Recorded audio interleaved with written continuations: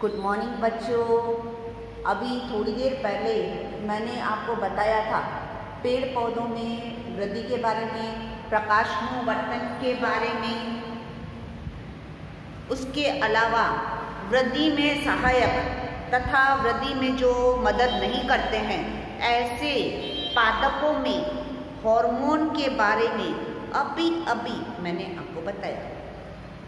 अभी हम ऐसे ही सीखेंगे जंतुओं के बारे में।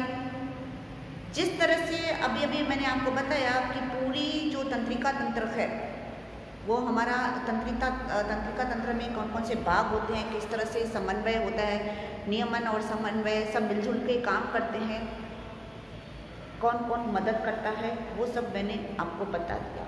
लेकिन इसके अलावा हमारे शरीर का काफ़ी और हमारे शरीर में और चीज़ें हैं, जो ग्रंथियां हैं उनमें हार्मोन्स निकलते रहते हैं और वो हार्मोन अलग अलग तरह के लिए हमारे लिए उपयोगी हैं। आखिर ऐसे कौन से हार्मोन हैं, तो अभी हम उन हार्मोन की चर्चा करेंगे। ठीक है।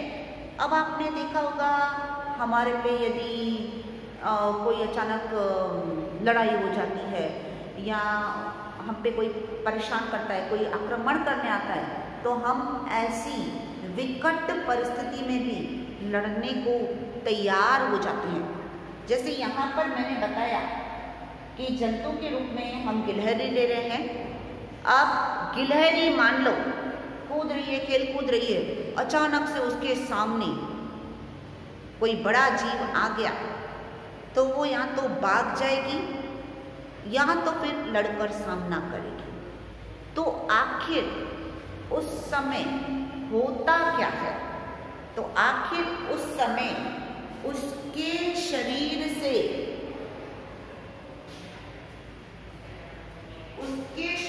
विकट परिस्थिति में एड्रेनल ग्रंथि से हार्मोन निकलता है। उस हार्मोन का नाम है एड्रेनलिन। ये हार्मोन निकलता है। आखिर हार्मोन होते क्या? हार्मोन क्या है कि कुछ विशेष प्रकार की ग्रंथियों में रसायन होते हैं, उन्हें हम कहते हैं हार्मोन कहते हैं। तो विकट परिस्थिति में लड़ने को तैयार जो हार्मोन कर रहा है उस हार्मोन का नाम है एड्रेनलिन।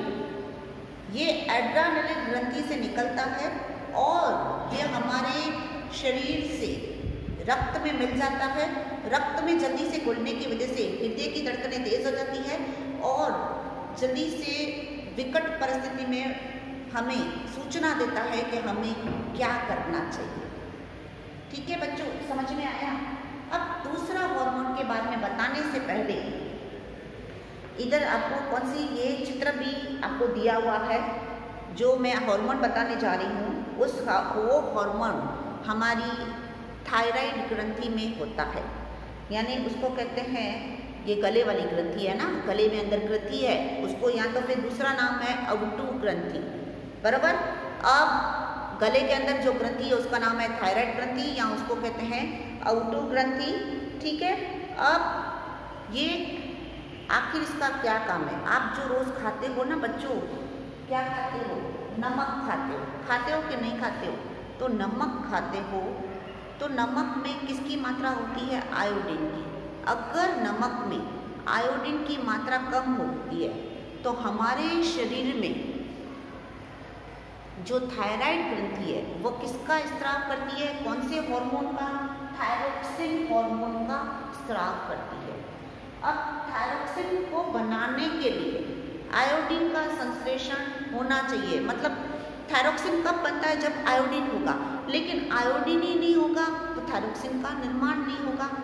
अब थायरोक्सिन करता क्या है? थायरोक्सिन कई चयापचय की प्रक्रियाओं में, प्रोटीन की, कार्बोदीप की प्रक्रिया, कार्बोहाइड्रेट की जो अंदर प्रक्रिया होती है, प्रोटीन की प्रक्रिया होती है, उन सब का नियंत्रण करता है। और अगर थायरोक्सिन में आयोडीन ही नहीं होगा, हमारे नमक में आयोडीन ही नहीं होगा तो थायरोक्सिन नहीं बनेगा। थायरोक्सिन नहीं बनेगा तो कोई भी प्रक्रिया जो हो रही है उसका नियंत्रण नहीं होगा। तो इसकी कमी से क्या होता है? इसकी कमी से पता है, आयोडीन की कमी से गला फूल जाता है और एक रोग हो जाता है। उस रोग का नाम है गोइटर। कौन सा रोग हो जाता है बच्चों? गोइटर। ये हमेशा पूछा जाता है कि आयोडीन की, नमक में आयोडीन की मात्रा क्यों लेनी चाहिए? तो आप कहोगे कि नमक में आयोडीन की मात्रा इसलिए लेनी चाहिए कि अगर आयोडीन की मात्रा नहीं होगी तो गोइटर रोग हो जाता है, गला फूल जाता है। ऐसा इसलिए होता है क्योंकि हमारी जो अग्न्यू ग्रंथि को, थायराइड ग्रंथि को, जो हमारी गले में है, उसको थायरॉक्सिन बनाने के लिए आयोडीन की आवश्यकता है और ये उसको आयोडीन नमक से ही मिलता है। और ये थायरॉक्सिन क्या करता है? पूरी क्रियाओं का, प्रोटीन की, वसा का जो भी क्रियाएं हो रही है, प्रोटीन बनने की क्रिया, कार्बोदीप बनने की, कार्बोहाइड्रेट बनने की क्रिया, इन सब का नियंत्रण करता है। और अगर ये सब होगा ही नहीं, थायरॉक्सिन की कमी हो जाएगी। थायरॉक्सिन की कमी कहाँ पर होगी? गले में। क्यों? गले में कौन सी ग्रंथि है? थायराइड ग्रंथि है। तो इसके लिए हमको डायरेक्टली आयोडीन कहाँ से मिलता है? नमक से। तो नमक से भी नहीं मिलेगा, थायरॉक्सिन का निर्माण नहीं होगा। इसके लिए हमें नमक कैसा खाना चाहिए? आयोडीन वाला, आयोडाइज्ड सॉल्ट।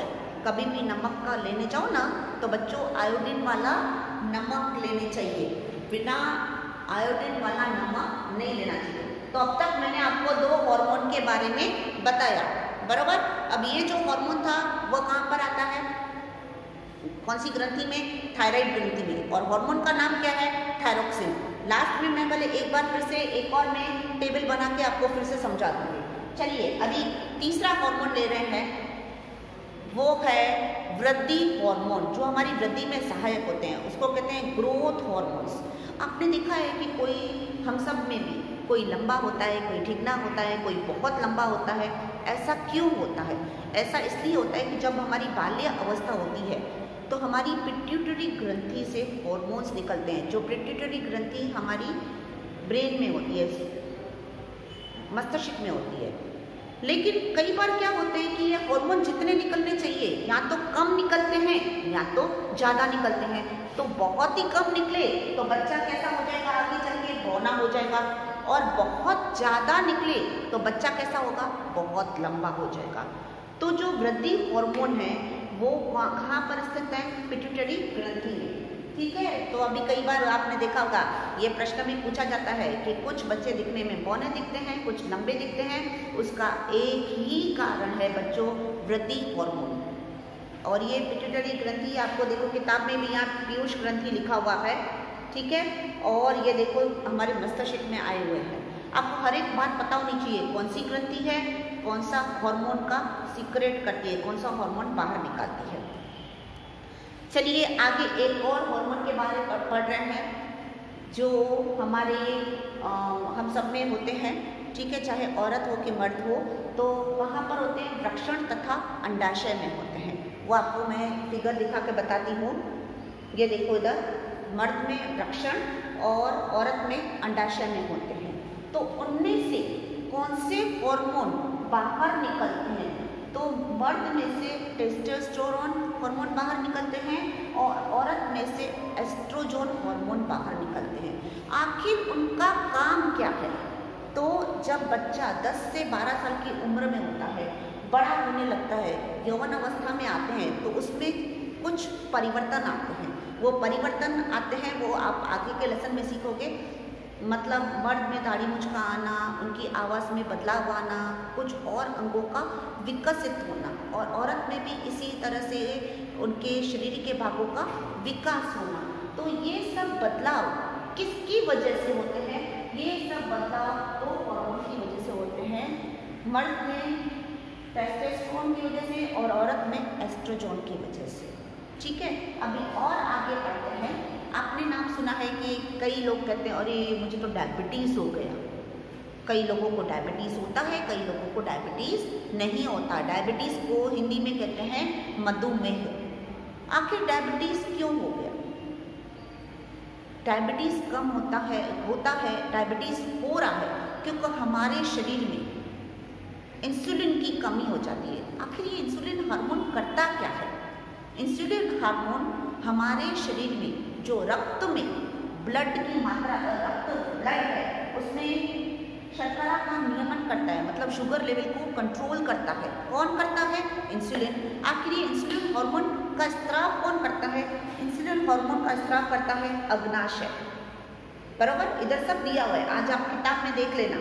अग्नाशय करता है। तो अग्नाशय से कौन सा हार्मोन निकलता है? इंसुलिन। आखिर इंसुलिन का क्या काम है? इंसुलिन का काम है जो ब्लड में शुगर लेवल है, शर्करा की मात्रा है, उसको नियमित करना। लेकिन यदि मेरे शरीर में इंसुलिन की कमी हो जाएगी तो मैं जो भी खाना खा रही हूँ, चाहे मीठा है कोई भी है, सब में शर्करा की मात्रा रहती है, ग्लूकोज की मात्रा रहती है। तो अगर इंसुलिन की कमी हो जाएगी तो वो क्या करेगा? कंट्रोल ही नहीं करेगा, मतलब जितनी भी शुगर आती है उसको कंट्रोल में नहीं रखेगा।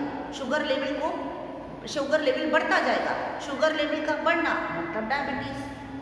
तो इसलिए जो मधुमेह के पेशेंट्स हैं उनको जो गोलियां दी जाती हैं वो इंसुलिन को कंट्रोल करने के दी जाती है, या तो इंसुलिन आर्टिफिशियली रूप से उनके शरीर में डाला जाता है। क्यों डाला जाता है?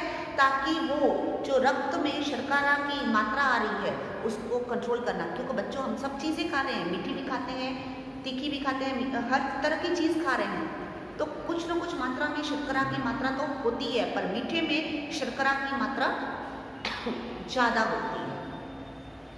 तो इस तरह से जो इंसुलिन, ये वाला भी रीज़न हर बार पूछा जाता है कि इंसुलिन की कमी से कौन सा रोग होता है? डायबिटीज़ का रोग हो जाता है या मधुमेह का रोग हो जाता है। तो इंसुलिन का क्या कार्य है? इंसुलिन का कार्य है किसको कंट्रोल करना? रक्त में शुगर की मात्रा को कंट्रोल करना, नियमन करना, नियंत्रित करना। इसलिए बच्चों ज़्यादा मीठा मत खाना, क्योंकि आगे चल के जितना हम मीठा ज़्यादा खाते जाएंगे तो रक्त में शर्करा की मात्रा ज़्यादा होती जाएगी। वो भले हमारे शरीर में इंसुलिन है, लेकिन कभी अगर कमी हो गई तो फिर क्या होगा? इसलिए ज़्यादा भी नहीं खाने का, कम भी नहीं खाने का, क्योंकि कम खाते हैं तो भी इंसुलिन की लेवल कम हो जाती है, तो कंट्रोल होने का है। कई लोग तो ऐसे होते हैं बच्चों के जिनको डायबिटीज़ होती है, उनको खाना खाने से पहले इंजेक्शन लगवानी पड़ती है, इंसुलिन की इंजेक्शन। क्यों? ताकि इंसुलिन आर्टिफिशियली रूप से उनके शरीर में डाला जाता है। तो बच्चों आज मैंने आपको लगभग ये लेसन पूरा कर दिया, और आपको लास्ट में ये टेबल भी दिया गया है। ये टेबल मेन है, इधर वही लिखा हुआ है वृद्धि हार्मोन कौन से हैं, पिट्यूटरी ग्रंथि और थायराइड ग्रंथि, और किसका क्या कार्य है? इसका काम है वृद्धि में करना। पिट्यूटरी ग्रंथि क्या करती है? वृद्धि सहायक, जो मैंने आपको बताया था कि बौने हो जाते हैं या कुछ लंबे हो जाते हैं। और थायराइड ग्रंथि का ये भी शरीर की वृद्धि के लिए, उपाचयन का नियमन, हमारी जो भी शरीर के अंदर चयापचय की जो प्रक्रिया है उन सबका कंट्रोल कौन करता है? थायरोक्सिन। और अगर नमक में आयोडीन ही नहीं होगा तो थायरोक्सिन का निर्माण नहीं होगा, तो वृद्धि भी नहीं होगी। और रक्त में, और इंसुलिन का क्या काम है? देखो हर चीज़ का नाम लिखा हुआ है। इंसुलिन क्या है? हार्मोन है। ये रक्त में शर्करा की मात्रा का नियमन करता है, शर्करा के स्तर का नियमन करता है। इसके अलावा जो टेस्टोस्टेरोन जो वृषण में होते हैं वो भी, और जो भी अंडाशय में जो होते हैं एस्ट्रोजन होते हैं, ये मादा के लैंगिक अंगों का विकास करते हैं और मासिक चक्र का नियमन करते हैं, जो स्त्रियों में होता है। ठीक है, इसके बाद आता है, आपको मैंने एक एक देखो पढ़ के बता रही हूँ। क्यों पढ़ के बता रही हूँ? ताकि आपको ध्यान में आए। इधर सब कुछ लिखा भी हुआ है, समझा भी दिया। एड्रेनल ग्रंथि, बराबर, एड्रेनलिन हार्मोन एड्रेनलिन ग्रंथि में होता है, और ये मैंने आपको बताया था कि प्रतिकूल परिस्थिति में लड़ने को तैयार करता है। तो बच्चों मैं उम्मीद करती हूँ आज हमारा लेसन पूरा हो गया, तो आप लोग किताब के पीछे के जो प्रश्न उत्तर है आप लोग उसको कर देना। बहुत छोटा सा लेसन है। ठीक है, बाय बाय, टेक केयर।